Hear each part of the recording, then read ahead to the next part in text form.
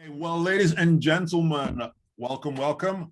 It is fabulous to have you join us this evening. And look, we are having these conversations. We have them every Tuesday and every Thursday, and we learn so much every time because we pull in guests who have years and years, sometimes even decades of wisdom and insights, and it all gets distilled down into these magical 45 minutes where I get to ask them questions about the journey of life, about the mountains that they've climbed, about the mountains you're going to climb, where we talk to them and say, what's the best way to do this thing that's in front of us? How should we show up?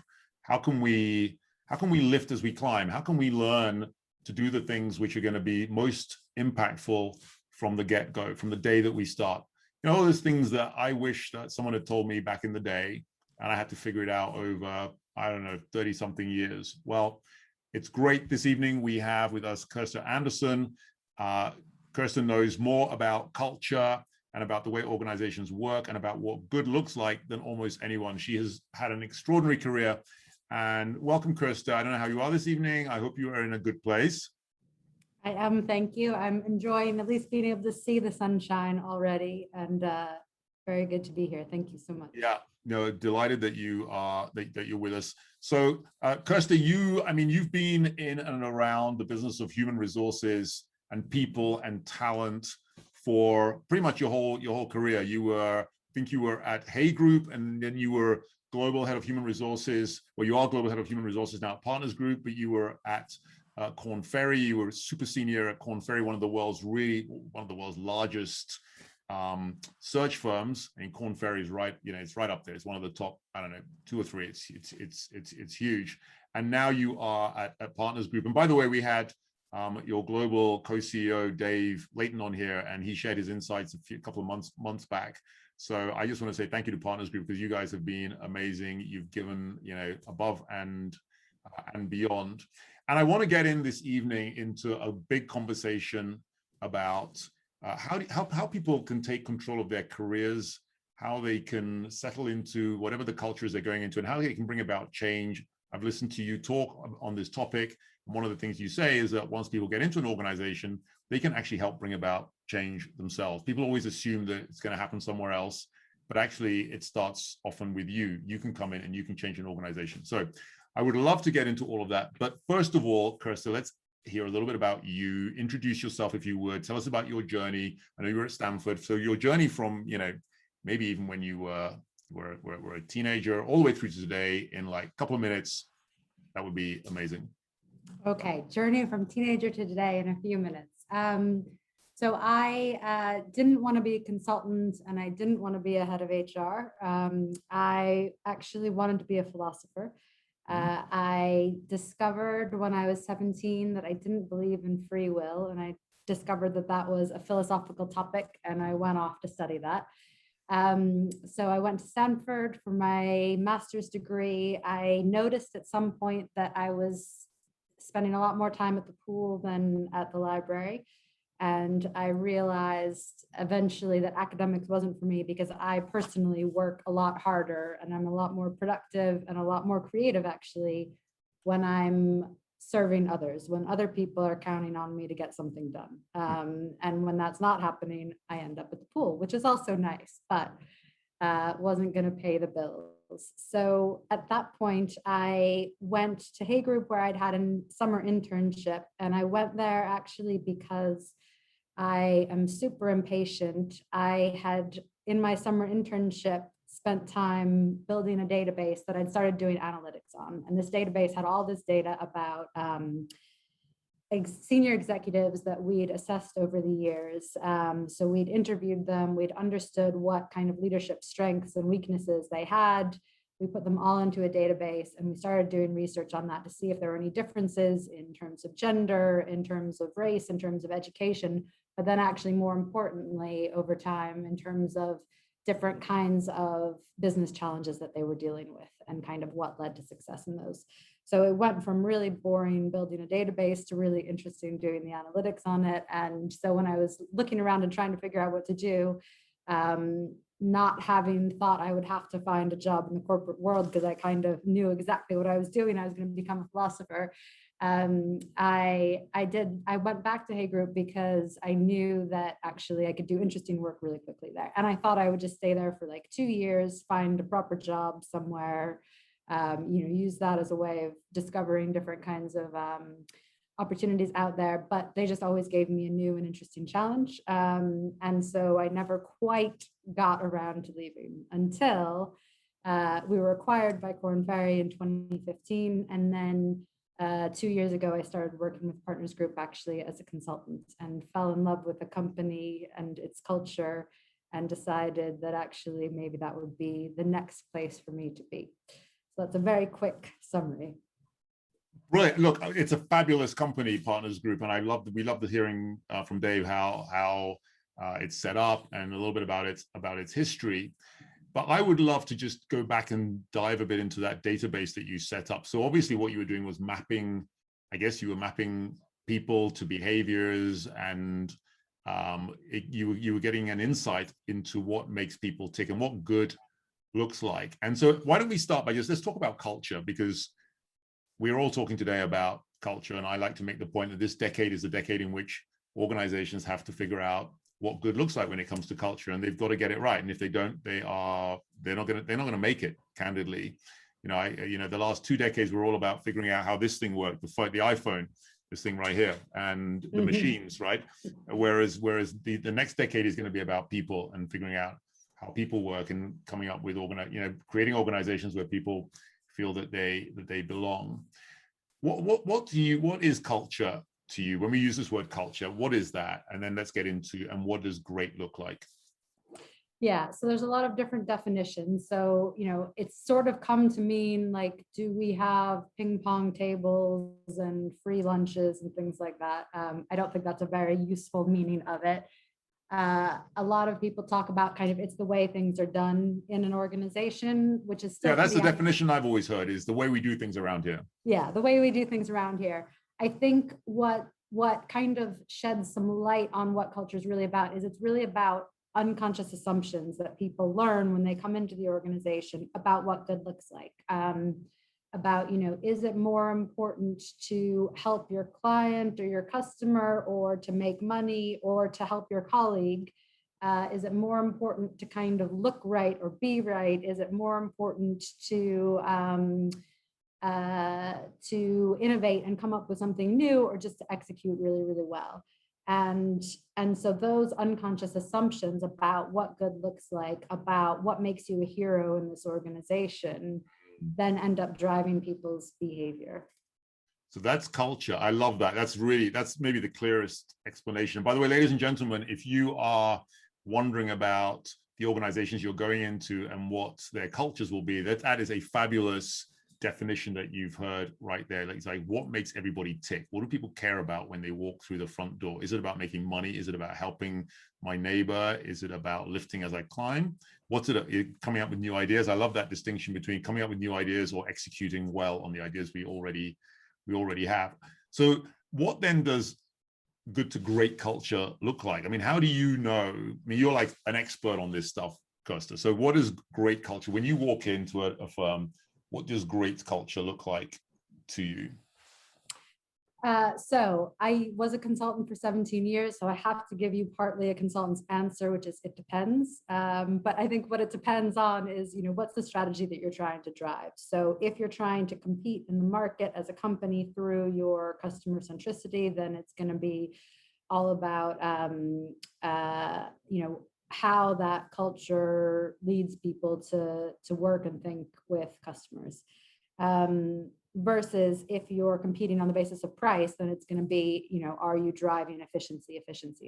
So it does depend on the culture, on the strategy. But I think if I bring it to asset management and financial services for a moment, I think one of the things that's really interesting about this industry is success is in a more pure way than other industries based on the quality of decision making.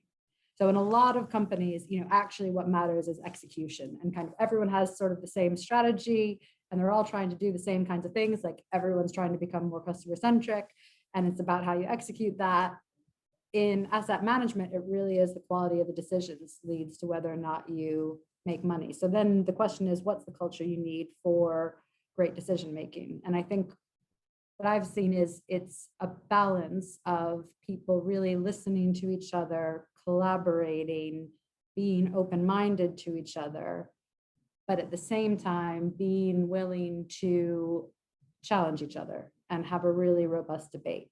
And there's a lot of companies in this sector and outside that are really good at one, but not both. So there's a lot where people will really challenge, but they don't actually listen to each other. And so they're actually not coming to the best conclusions. And there's even more where people will really listen to each other, but they won't challenge each other. And so what you end up with is kind of random decision making rather than the best decision making. Yeah, I was talking to some guys recently called Ceannas, Ceannas, and they've got a very helpful graphic of exactly that. And they make the point that you've got to be supporting down here, but then you've got to be challenging up here. And effectively, you kind of operate as a leader, you operate in that channel between it. And what happens is if you don't challenge enough, then that kind of falls away. And if you if you don't support enough, sorry, that falls away. And if you challenge too much, then you crush. And it's about getting that balance right, and then just kind of swimming in that in that channel. And that's the way you you move forward in a healthy, vibrant way. Is that what happens at Partners Group? I'm just going to, you're there and you could have gone anywhere you wanted to and you've seen it all. So, I mean, let's talk about Partners Group. How does it work there? Yeah, I think that's one of the things that attracted me to Partners Group is, when I was in university, the feedback I got from my professors was that I was sort of quiet for the first couple of weeks, didn't say that much, and then I'd come to life and kind of really contribute and engage. And then when I got into consulting, the feedback I got was almost the same, but kind of the opposite in a funny way. The feedback I got was, oh, you have a lot to say for someone who doesn't really know anything yet. And I kind of really noticed that. And, I never felt actively discouraged, but the fact that they noticed the fact that I was talking rather than the fact that I wasn't talking told me something about the culture, right? It told me that their assumption was that I wouldn't have anything to say. So it was kind of a pleasant surprise, but a surprise that I did have something to say. And then years later, when I came to Partners Group, what I sensed right away is that I was expected to have a point of view and to have an argument and a debate. And so that was expected. Of course, it's expected as a consultant, but the other really cool thing that I thought was really special was at the same time, it was okay to be wrong, actually, because I think because in the firm, we have that balance of listening, but also challenging, people just learn really quickly. I mean, that is the key to learning really quickly.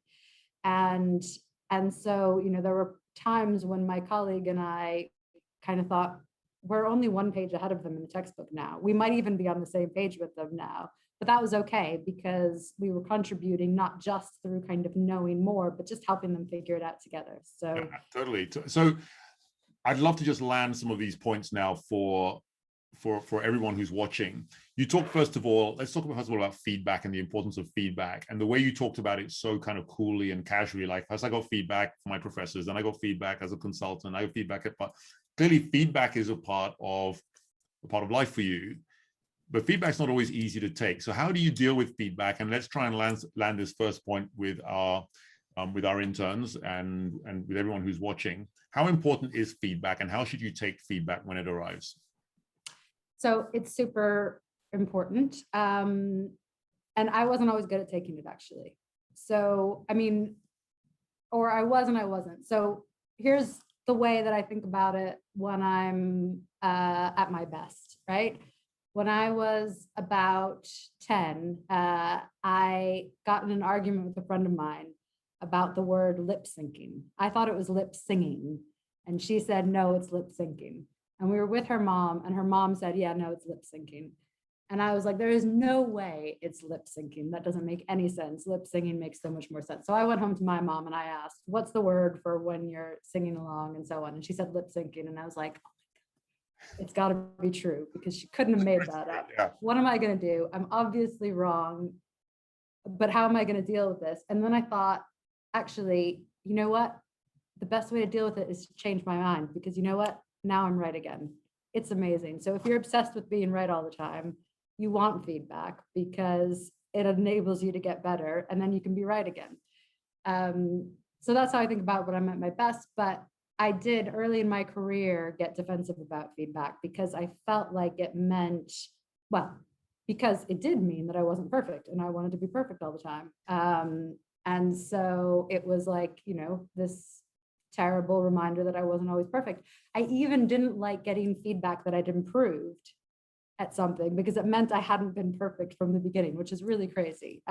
So over the years, I have trained myself to think about it in that first way, as now I have the opportunity to be right, to get better, to do better, and that's how I think about it. So let's yeah, let's just unpack that a little bit. So you're sitting there and you're about to get feedback, and this might be anyone who's watching now. And someone says, well, you've been here for 2 weeks now, and I'm just going to give you some feedback. Now, when anyone says, I'm going to give you feedback, they're usually not about to say, by the way, you're perfect. There's nothing more to say, right? They're usually going to give you some little bit of information about how you could have done something better. They might even say, you really didn't do that very well at all. Here's how you could do it better. What frame of mind should you be in when you hear those words, let me give you some feedback? I think the thing to think to yourself is, I am going to get something out of this that helps me achieve my goals. And then sometimes it's going to be understanding the impact that you've had, even if that impact doesn't feel kind of true to you. And sometimes it's going to be, actually helping you figure out how to do something differently or better. Yeah, that's exactly right. I mean, I have to say that I think taking feedback and learning to take it early. And by the way, you and I will both have done this, and we've been like this in our careers, I'm sure, which is that sometimes, as you say, when you are your best self, you take it on board and you learn from it quickly. And other times you're defensive and you say, well, that person doesn't understand me. That's not right. They just didn't get me, and they didn't understand me. And that's a problem, because if you think like that all the time, you tend to hard code it. And then when anyone gives you anything that doesn't sound like, oh, you're perfect, you just put it into the box of they don't really understand me. That's a big problem, because you can go through your whole life and people always tell you the same thing. By the way, you'll get these reviews that will happen through your career, and they usually will say the same thing. And if they never improve and never get any better, it just means you're not listening to the feedback, or at any rate, you're not taking it on board. So let's move on a little bit and talk about how these guys can be amazing when they turn up, which is what we want to do. Now, they're not going to be perfect. Of course they're not, which is why the whole feedback thing is going to happen. And you should expect feedback. When you get it, you should, by the way, go away, write it down, think about it, and think, I'm going to do that differently next time. And by the way, on that point, I have piano lessons, right? I'm trying to learn the piano. I've been playing the piano for many years, and I play the piano a certain way. And I have a piano teacher who is super, let's just say he's super, the way I hear it, he's super critical, but he's probably just giving me a ton of feedback, right? But he's like, no, you shouldn't play like this, play it like this. But that's how I get better. And every week I get better. Why? Because I listen to what he's saying, and I don't play it, the way I thought it was. I play it this way. So we do this in all areas of life. It's a big thing. But if you want to be amazing, and just some top tips, Kirsta, what is the best way for people to kind of get into the culture very early and be a part of a change for good? Because a lot of the questions we get often, and by the way, ladies and gentlemen, put your questions in into the Q&A, please. I see we've got no questions yet, but put them in there. What is the best way for people to come in and, even in your 6 weeks, make an impact?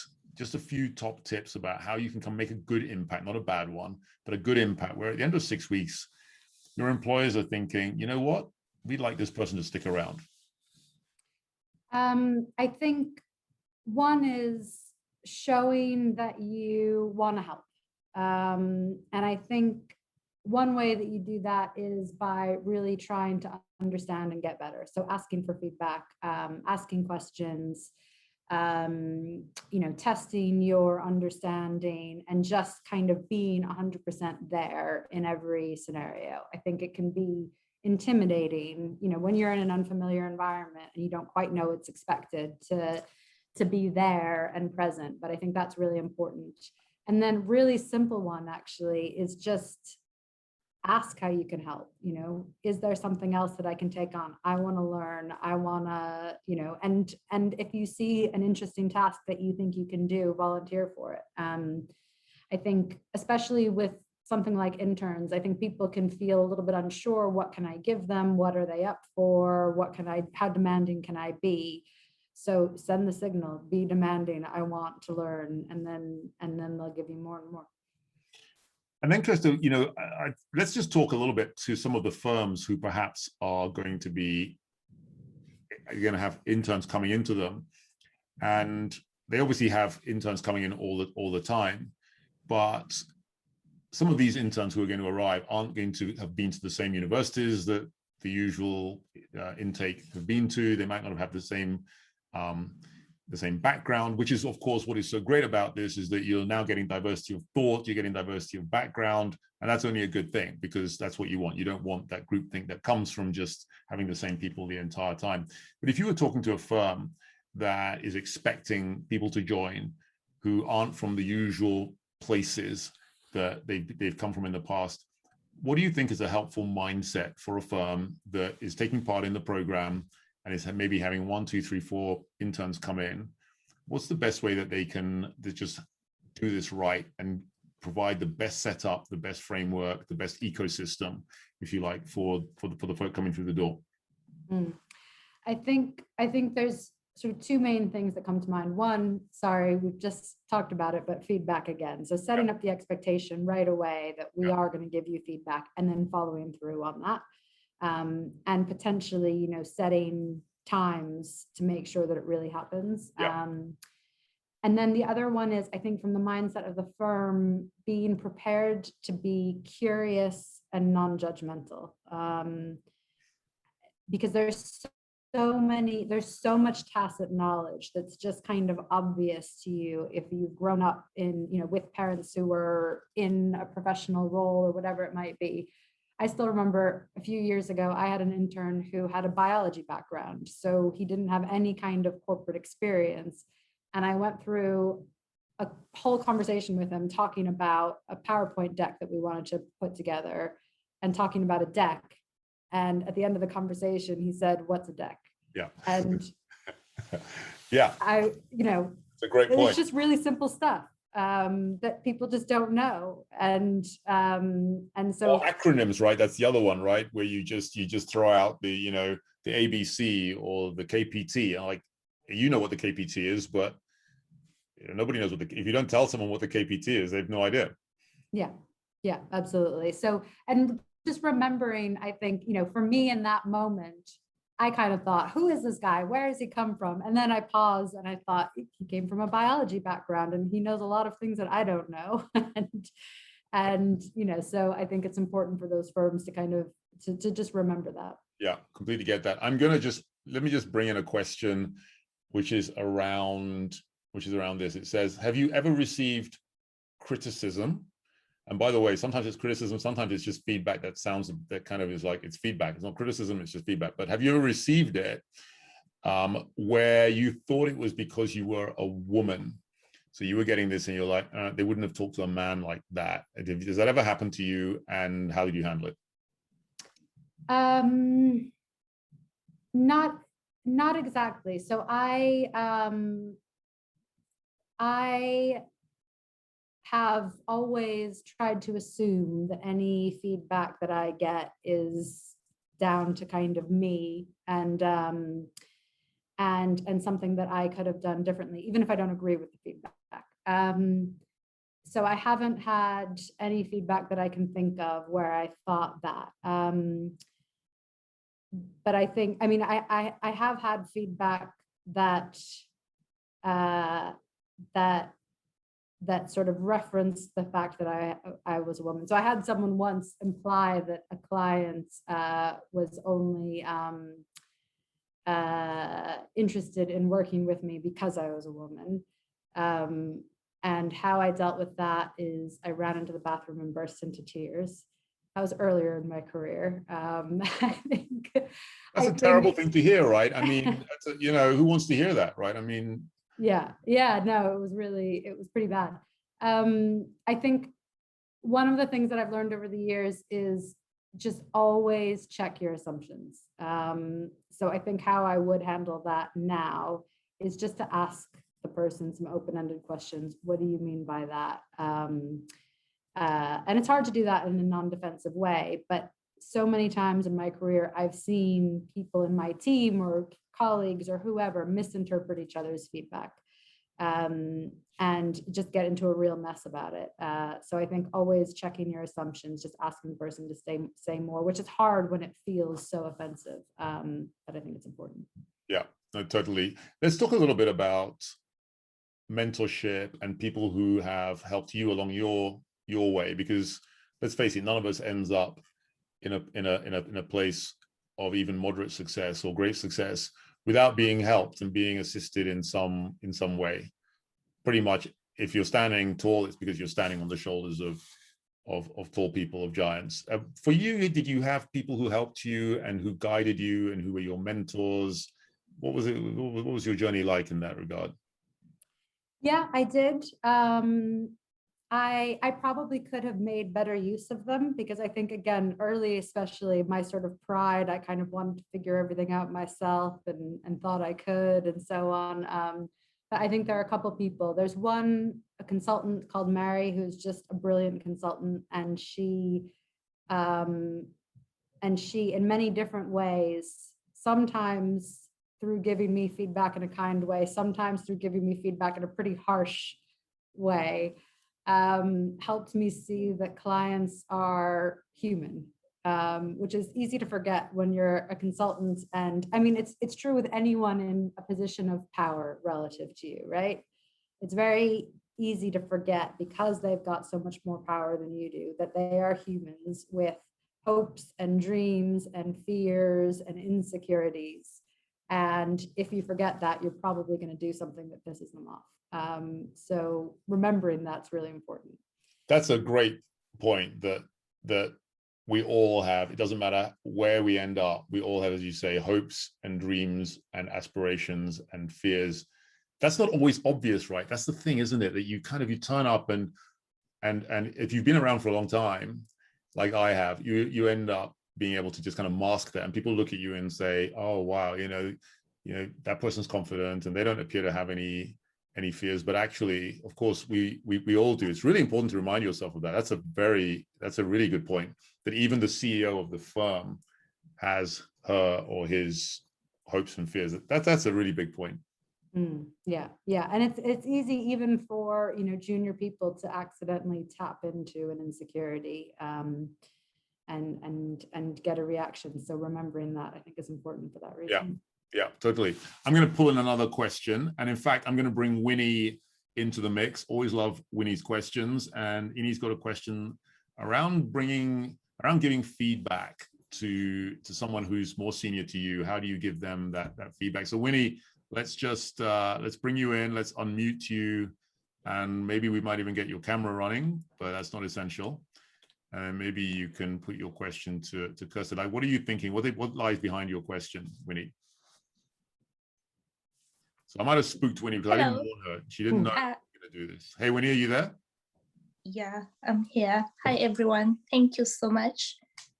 So my question is just on the feedback discussion we're having right now.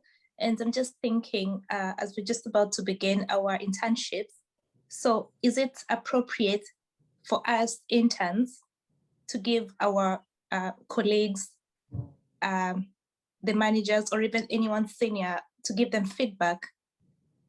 Is it appropriate to do that, or we should just receive the feedback? Thank you. Sure. So I think feedback for everyone comes down to one thing, which is, do they want it? And is it aligned to their goals? So, it's become the norm in the world that the more senior person gives the more junior person feedback, on the assumption that they want it because they want to get better at their job. So I think when it comes to upwards feedback, the first thing to check is, do they want it? And are they open to it? And the best way to do that, I think, often is at the very beginning of the relationship, when there's no feedback on the table. So some contracting you can invite people, and I would actually advise this, to invite whoever you're working with to give you feedback, because it is hard to give people feedback, even when you are the more senior person. You're always worried about the impact that it's going to have, and is the person going to take it the wrong way, and are they going to feel hurt, and all of those kinds of things. So telling people up front that you want it is going to get you more of it. And then that's the opportunity also to ask them, would they like your feedback? And if so, on what in particular? So that, I think, is the smoothest way, because if someone's giving you feedback and then you start giving them feedback, it can just start to feel like kind of a fight.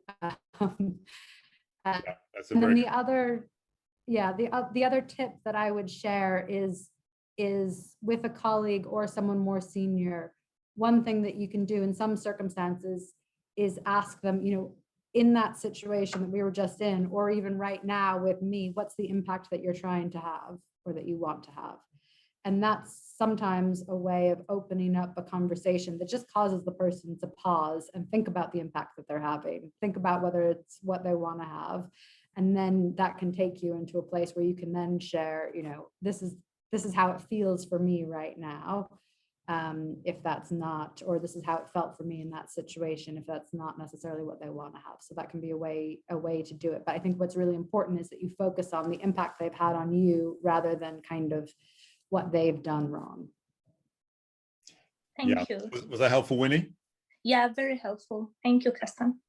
Yeah, perfect. And then there's a question here which is around keeping your emotions in check. So someone's giving you feedback and you feel, we all feel it, right? You feel like something's starting to just like bubble up inside you, and maybe you can feel your emotions are starting to rise. How do you keep them in check, especially if you're younger and you've just started out and you're not super experienced in the ways of work?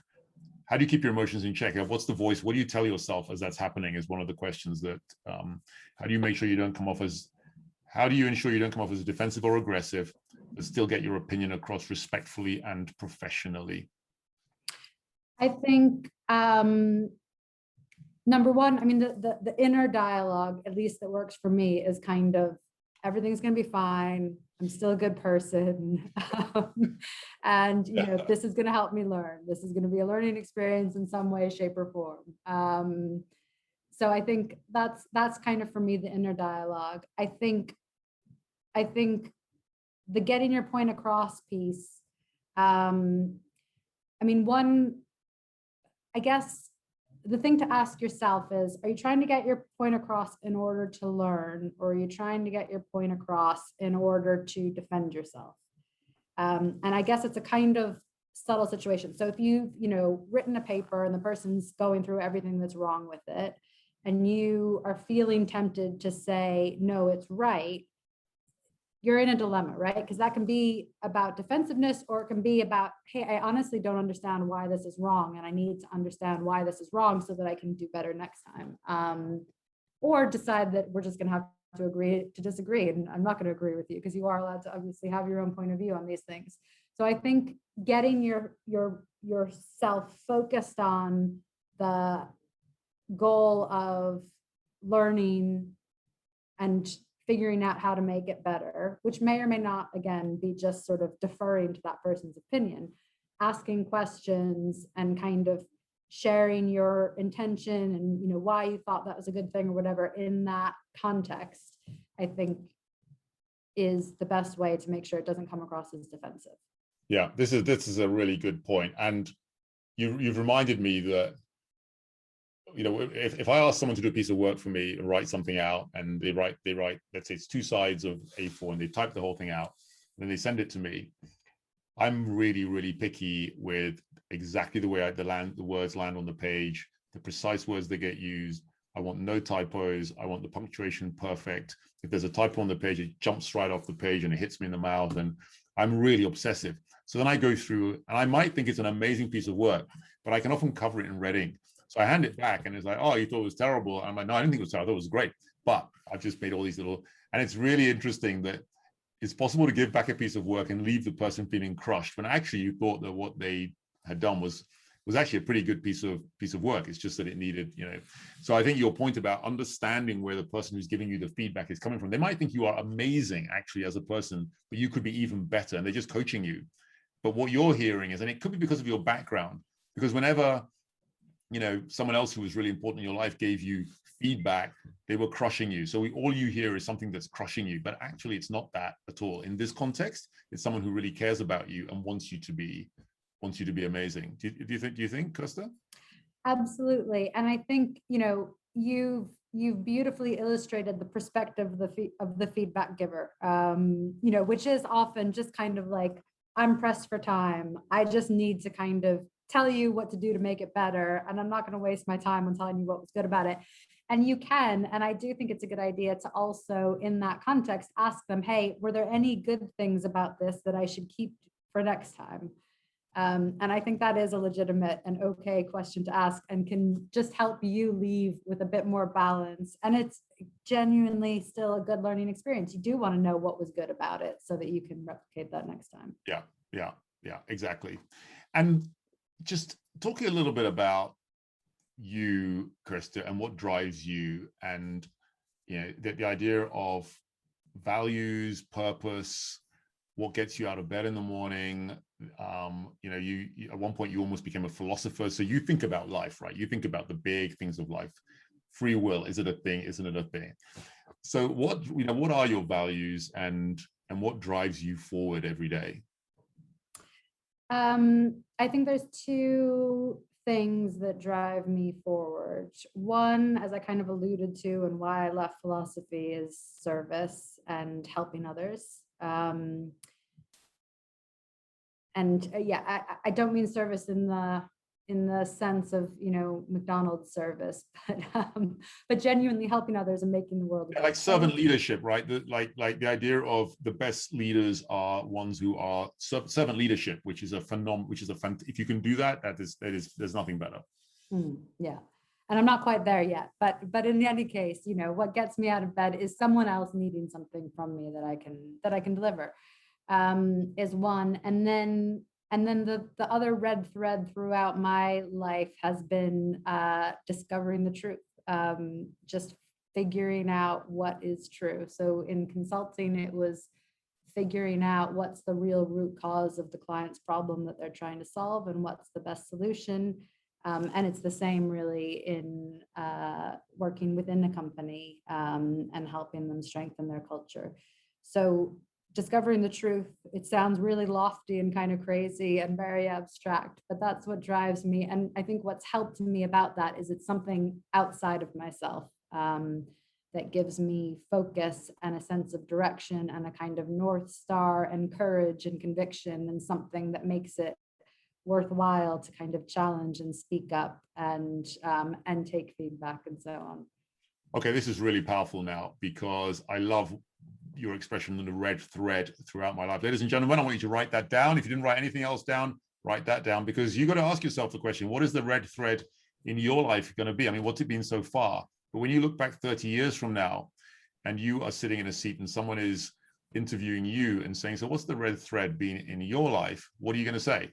It's as well to figure it out now. At least start thinking about it. Maybe you don't know the answer, but at least start to think, that's something that always matters to me, something I really care about. And I love the fact that it's discovering the truth, and not in some abstract way, like maybe is there free will or is there not free will, but it's actually as focused, as laser focused as what is the client's problem right now, and how am I going to fix it. And I love that you were talking about courage and about having these, you know, a North Star. I think this idea of having a North Star is so super important.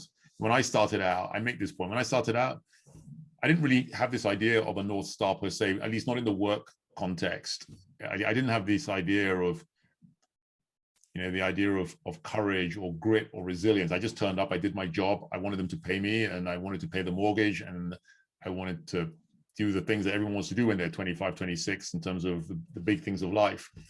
But I do think that this idea of a North Star, even as you start work, which is what am I about? The very first day in your internship, before you walk to the front door, you need to have thought to yourself, what do I care about? What are my values? Why am I doing this internship? Am I just here to earn money and make as much of it as I can? Or do I want to be a force for good in the world? And do I want to help other people? This idea of servant leadership, that the best people, the people who actually make it to the top, are the ones who are prepared to serve. Yeah, that I think is Absolutely, absolutely brilliant. And if you were going to land some top tips for our interns around the sort of things they could be thinking about, just, you know, the day before, the night before they start their internship, they've got a blank sheet of paper and a pen, and they just want to write down the things that are going to help them as they go through the door.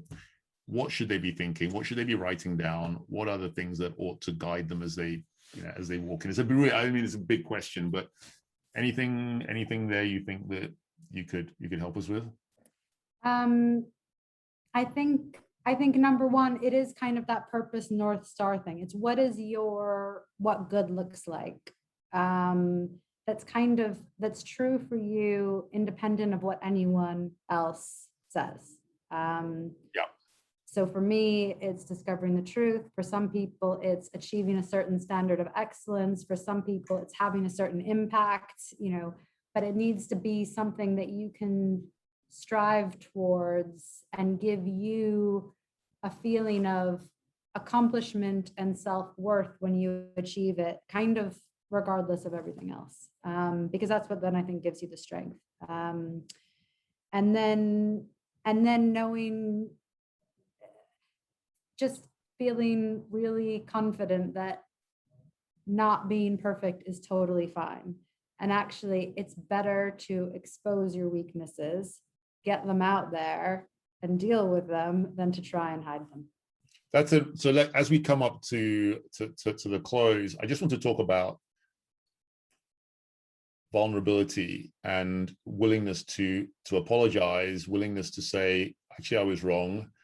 Actually, I've listened and I've thought about it and you were right, I was wrong. That whole piece, is that something that you've discovered on your journey is an essential part of the toolkit, the ability to be vulnerable and, you know, just be vulnerable, just say, you know, you don't have to be the strong, super strong alpha personality that's always right and is always kind of, you know, the powerful person. Sometimes you can be the weak person even. You can say, yeah, I was wrong on that. Yes, I think that's really important. It's a balance early in your career because you have to have some credibility to balance the vulnerability. But that's where I think actually the vulnerability and the sense of purpose or North Star go hand in hand. Because if you know, part of that purpose and North Star should also be, what am I really, really good at? Like, what am I uniquely good at that helps me achieve that purpose and live those values? So for me, it's sort of super critical thinking and sort of finding what's wrong with everything and therefore being able to figure out what's right. And for everyone, it's something different. You know, there's sort of special skill that makes them really good. But if you've got that in mind and you're showing that and you're using that every day, you'll have built the credibility to then it's totally fine to not be perfect at everything because you've got this thing that you're great at and you're not perfect at everything. That's fun. Yeah, and of course, a lot of people write in the chat and they'll say something like, how do you know what you're good at? How do you know what you're great at? And the reality, Kirsta, I don't know about you, but with me, it took me a long time to figure out what I was really good at. And it's only now after 34 years, 35 years, whatever it is, that I can look back and I know myself. I know what I'm really good at. I know what I'm terrible at. I know what I'm mediocre at and everything in between. I know myself, I think. Are you the same? Have you figured out what's true about you and about what you are amazing at and what actually is not your, you know, not so much? Yeah, I think I have over the years. It does take a long time, but I think the place to start is, what do you enjoy? I mean, usually what you enjoy, what you truly enjoy, not what you think you should enjoy, but like what gives you a sense of flow and a sense of like, I could just do this all day and not stop and I don't need to get paid for this. You find those things, those are probably also somewhere in there, the things that you're really good at. Yeah. I think the Japanese have a term for it, right, which I think is ikigai, which is where it's what someone's going to pay you to do. It's what the world needs. It's what you're good at. And it's what you love. I think of the four, something like that. There's four things. There's too many things. It's complicated, but it's beautiful. There's a lot of things, but somewhere in there is that. And it's true, yeah. Well, Kirsta, thanks so much. It's amazing to have all this insight and wisdom from you, and I can't tell you, we really appreciate it. I know you're super busy, but it means a lot. Thank you. I love your point about your thing being discovering the truth, because in an age such as this, when there is so much that is not true, we live in an era of fake news, the like of which we have literally never seen. Just before we came on air, someone that I love very much, who I trust for a huge amount, just sent me something which is patently not true, but now I've got to go back to them and we've got to have a conversation about, it was just a video, and the video is just, you know, it's clearly fake news, but we've got to have, we live in this world of just fake everywhere. So I love that you're all about finding out what is true and what matters and what is right. And again, thank you so much. And thank you. It's been an honor to speak with the group and hear their questions. It's been really fun. Thank you. Yeah, brilliant. So I think you have at least 1 or 2 coming to Partners Group, and no doubt you'll get to interact then as well. Can't wait. Whether they've been listening to all the wisdom that they've been taking on board, but I'm sure they have. Ladies and gentlemen, we will see you again next week. Listen, here's the thing, okay? I just want to leave this with you. If you say you're going to do something, let's please do it, okay? So if you have an internship, you need to turn up. And if you don't turn up, please make a phone call and explain, I can't turn up because this is what happened. But whatever happens, what you cannot do is not show up on the day, okay? We had a situation where someone this week was supposed to turn up somewhere. They didn't show up, unfortunately. They didn't call, they didn't write, they didn't do anything. And the company was waiting for them. And in the end, it was just a mess. And so please, let's not do that. Please, please, please, please, please do what you're supposed to do. It's basic stuff. You're supposed to be somewhere and you say you're going to be there. Yeah, be there and do what you say you're going to do, and just execute and execute well and be amazing. And I know you guys are all amazing. And yeah, so have a fantastic weekend, and we will see you again soon. The sun is shining, the sky is blue. So let's get out there, and well, not get out there, but, you know, soak up a bit of sun. Okay, take care. Ciao, everyone. Bye-bye.